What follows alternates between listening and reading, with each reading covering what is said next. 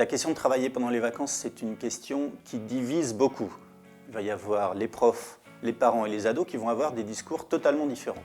En bref, souvent, pour caricaturer un petit peu, les parents et les profs pensent que c'est bien de travailler pendant les vacances de façon régulière, finalement de ne pas avoir de coupure dans les révisions, dans le travail. En revanche, les adolescents, ce n'est pas une surprise, revendiquent au contraire le droit, et c'est légitime après tout, d'avoir un vrai repos, une vraie coupure. Alors, dans tous les cas de figure, il va falloir qu'on pioche un petit peu des arguments chez les uns et les autres. On ne va pas trancher ici en disant oui, il faut travailler ou non. Vraisemblablement quand même, l'idée d'une petite coupure est appréciable. Les adultes le savent. Quand on part en vacances, on a besoin de faire une coupure de son travail. Il faut arrêter pendant un temps. Alors peut-être pas les 15 jours, mais au moins la moitié du temps, peut-être une semaine par exemple.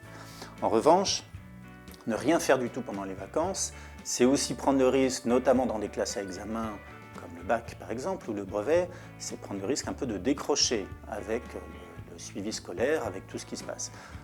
Je prends l'exemple des vacances de Pâques avant le bac.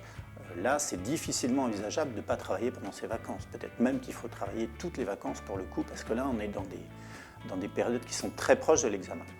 Pour les autres vacances, quand on a 2 semaines de vacances, allez, un petit 50-50, ça devrait satisfaire tout le monde. Et joyeux Noël!